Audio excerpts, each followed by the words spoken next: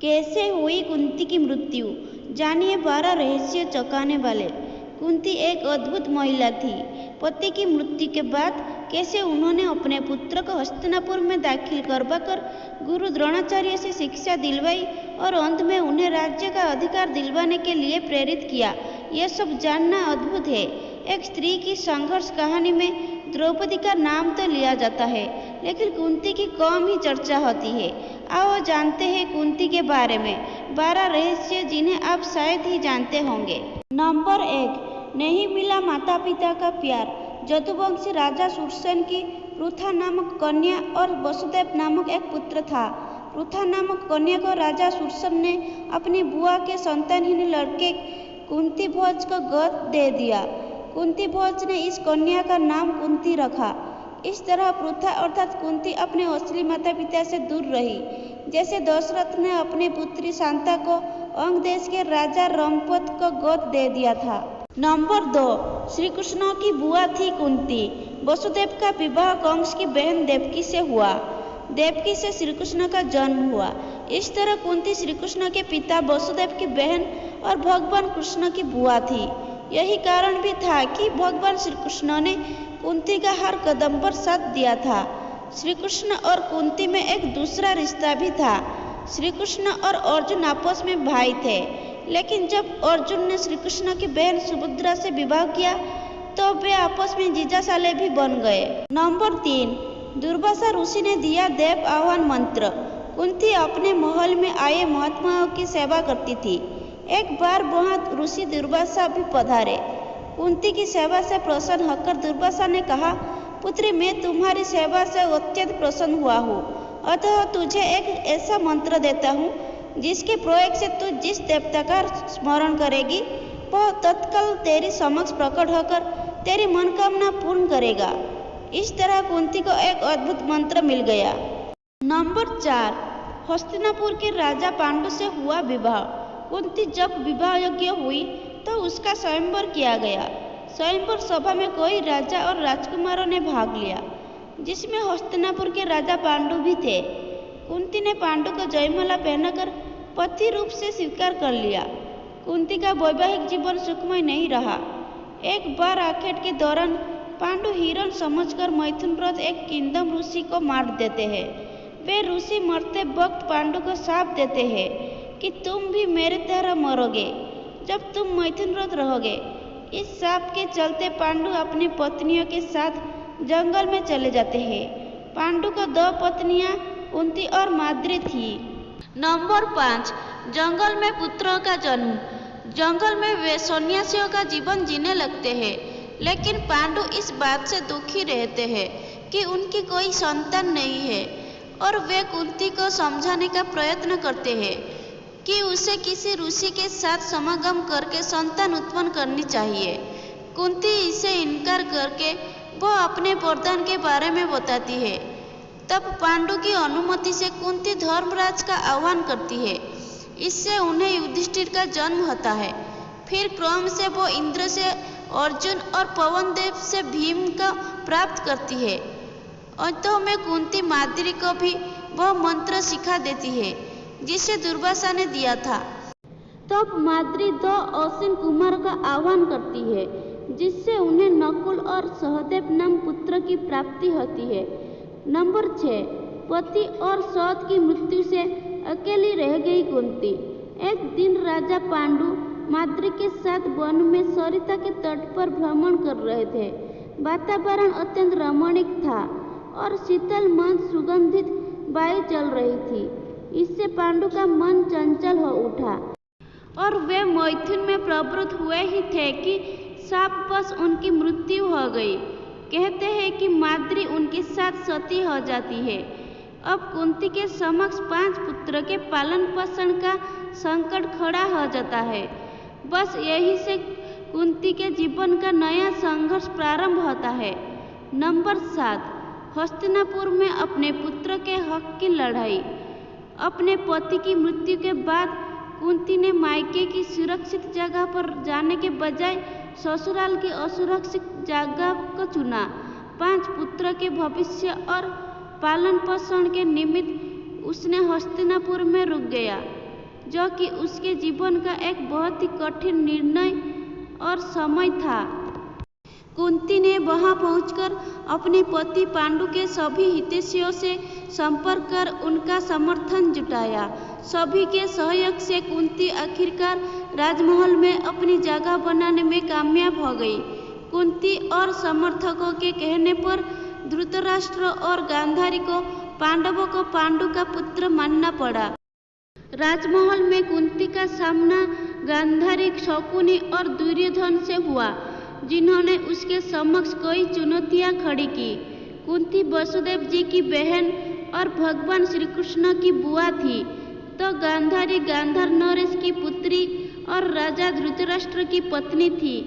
कुंती और गांधारी में अपने अपने पुत्रों को राज्य का पूर्ण अधिकार दिलाने की अप्रत्यक्ष जंग शुरू हो गई। नंबर 8, पांडवों के खिलाफ षड्यंत्र। शकुनी और दुर्योधन ने मिलकर पांडवों को मारने के कोई षड्यंत्र रचे। एक बार उन्होंने भीम को जहर देकर गंगा में फेंक दिया था। मूर्छित अवस्था में भीम बहते हुए नागों के लग पहुंच गए। वहां विषैले नागों ने उन्हें खूब डसा, जिससे भीम के शरीर का जहर कम होने लगा, यानी जहर से जहर की काट होने लगी। जब भीम की मूर्छा टूटी तब उन्होंने नागों को मारना शुरू कर दिया। यह खबर नागराज वासुकी के पास पहुंची, तब वे स्वयं भीम के पास आए। वासुकी के साथी आर्यक नाग ने भीम को पहचान लिया। आर्यक नाग भीम के नाना के पिता थे, अर्थात कुंती के पिता के पिता। भीम ने उन्हें अपने गंगा में धोखे से बहा देने का किस्सा सुनाया। यह सुनकर आर्यक नाग ने भीम को हजारों हाथियों का बल प्रदान करने वाले कुंडों का रस पिलाया, जिससे भीम और भी शक्तिशाली हो गए। नंबर 9, लाक्षागृह से बचे कुंती और पांडव। शकुनी और दुर्योधन ने छल से एक बार कुंती और पांडवों के वारणावत में लाक्षागृह में रुकवा दिया। लाक्षागृह अर्थात लाखों से बना घर। योजना के अनुसार रात में इस घर में आग लगाने की योजना थी, लेकिन जब विदुर को इस षड्यंत्र का पता चला तो उन्होंने युधिष्ठिर तक यह सूचना पहुंचाई। तब पांडव एक सुरंग बनाकर वहां से बच निकले थे। जिस रात आग लगाने की योजना थी, उस दिन पांडव ने ग्रामीणों के लिए एक भोज का आयोजन किया था। उस आग में कुछ ग्रामीण जलकर मर गए थे। उसी दिन पांडव सुरंग से बाहर निकल गए। बाद में कुछ जली हुई लाशों को कुंती और पांडवों की लाश मान लिया गया था। जंगल में रही कुंती। पांचों पांडव लाक्षागृह से बचने के बाद एक रात जंगल में सो रहे थे और भीम पहरा दे रहे थे। जिस जंगल में सो रहे थे वह जंगल नरभक्षी राक्षस राज हिडिंब का था। उसकी पुत्री का नाम हिडिंबा था। हिडिंब ने हिडिंबा को जंगल में मानव का शिकार करने के लिए भेजा। हिडिंबा जब जंगल में गई तो उससे भीम को पहरा देते हुए देखा और बाकी पांडव अपनी माता कुंती के साथ सो रहे थे। भीम को देखकर हिडिंबा मोहित हो गई और बाद में कुंती के आदेश से भीम को उससे विवाह करना पड़ा, जिससे उसको एक पुत्र मिला जिसका नाम घटोत्कच रखा गया। नंबर 10, कुंती के कारण द्रौपदी बनी पांचों पांडवों की पत्नी। कुंती ने भी पांडवों के साथ जंगल में 12 साल गुजारे। जब जुए के खेल में पांडव हार गए तो उन्हें 12 साल का वनवास और 1 साल का अज्ञातवास हुआ। इस दौरान पांचों पांडव एक कुम्हार के घर में रहा करते थे और भिक्षाटन के माध्यम से अपना जीवन यापन करते थे। ऐसे में भिक्षाटन के दौरान उन्हें द्रौपदी के स्वयंवर की सूचना मिली। वे भी उस स्वयंवर प्रतियोगिता में शामिल हुए और उन्होंने द्रौपदी को जीत लिया। द्रौपदी को जीतकर वे जब घर लाए तो कुंती ने बगैर देखे ही कह दिया कि जो भी लाए हो आपस में बांट लो। यह सुनकर पांडवों को बड़ा आश्चर्य लगा। हालांकि इसके पीछे और दूसरी कहानी भी जुड़ी हुई है।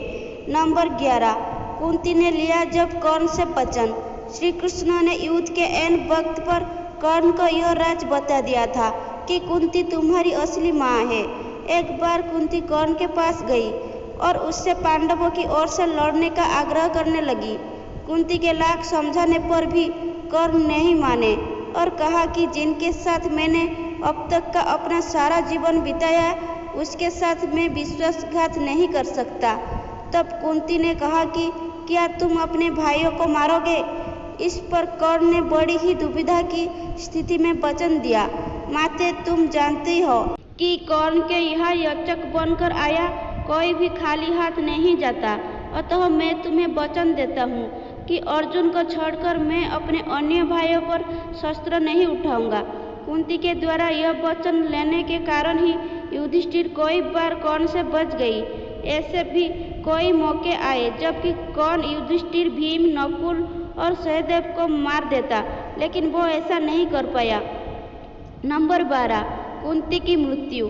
महाभारत युद्ध के लगभग 15 साल बाद परिवार के 3 वरिष्ठ गांधारी, कुंती और धृतराष्ट्र वन की ओर प्रस्थान करते हैं। संजय भी उनके साथ होते हैं। करीब 3 साल तक गंगा किनारे एक घने वन में बनी छोटी सी कुटिया में सभी रहते हैं। एक दिन की बात है, धृतराष्ट्र गंगा में स्नान करने के लिए जाते हैं और उनके जाते ही जंगल में आग लग जाती है, जिसकी वजह से गांधारी, कुंती और संजय को कुटिया छोड़नी पड़ती है। वे सभी धृतराष्ट्र के पास आते हैं, ये देखने की कहीं उन्हें तो कोई खतरा नहीं है। संजय उन सभी को जंगल से चलने के लिए कहता है क्योंकि पूरा जंगल आग से जल रहा था, लेकिन धृतराष्ट्र उन्हें कहता है कि यही वो घड़ी है जब उन्हें मोक्ष की प्राप्ति होगी। तीनों लोग वहीं रुक जाते हैं और उनका शरीर उस आग में झुलस जाता है। संजय उन्हें छोड़कर हिमालय की ओर प्रस्थान करते हैं, जहां वे एक सन्यासी की तरह रहते हैं। इस तरह 1 साल बाद नारद मुनि आकर युधिष्ठिर को उनके परिवारजनों की मृत्यु का दुखद समाचार देते हैं। युधिष्ठिर वहां जाकर उनके अंतिम संस्कार का क्रियाकर्म कर पिंडदान आदि कर्म करते हैं। अगर आपको यह वीडियो पसंद आई है तो वीडियो को लाइक करें, शेयर करें और ऐसे ही नए नए वीडियो देखने के लिए चैनल को सब्सक्राइब करें। धन्यवाद।